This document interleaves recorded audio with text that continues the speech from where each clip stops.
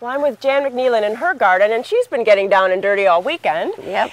And, you know, I see that you have some divisions here, so it's not too late to do divisions. Not at all. We're doing some renovating of a couple of garden areas here, and we've taken a lot of hostas out of our perennial garden. We're going to be moving them over to the berm on the front side, hoping that they'll do well there. That's kind of that we can address some other day. Problem area. But what I've done is I dug up a bunch of hostas and then some other plants as well. And what we do is have the gallon cans kind of ready to go with some potting soil in them.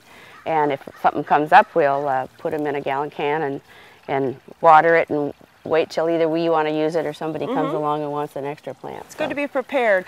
You know, it has been kind of cool and wet, and so there are some rules about digging in the garden this early in the season. Well, when one day on the weekend is 75 and by Monday morning it's like 35, it gets you to be out there and maybe doing some things you ought to be waiting for. Right, so you can do the divisions, etc. But as far as working the soil, we use composted yard debris as a mulch and to improve the soil here, and it really works. Yeah, it really it? does. Here's this. I was digging in this yesterday, and that is for April. That's really nice soil. It's nice and loose, and right. And that hasn't been worked up at all. It just dug some plants in.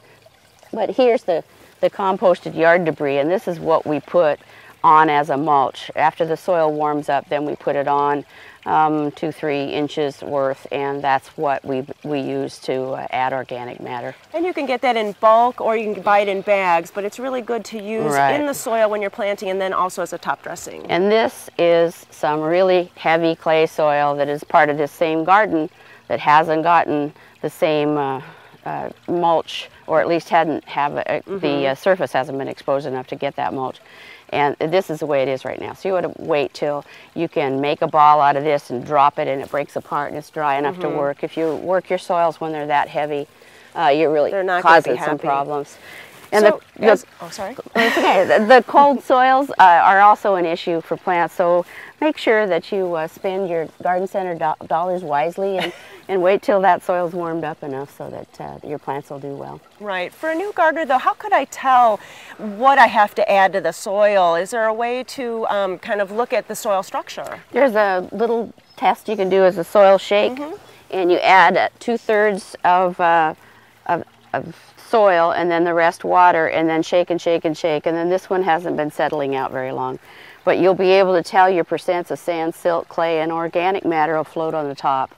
And the more organic matter you have in that soil, the better it's going to be for you to work with and your plants. So if I wanted to find out more, maybe bring that into an independent garden center and ask them, it's like, this is what I have, what do I need to add to it? I think adding compost instead of maybe bark dust as a top dressing really helps the soil. It kind of eventually goes into already it. breaking down. You don't need as much nitrogen, and it's so that it breaks down that soil structure and is a good thing to use. And the plants will be happier, less maintenance. We're always looking for less maintenance in the garden. You do this before you get that soil as nice as possible, and then the plants are thriving and you're happy. Yeah, for sure. Well, thanks so much. We'll see you again next month. Okay.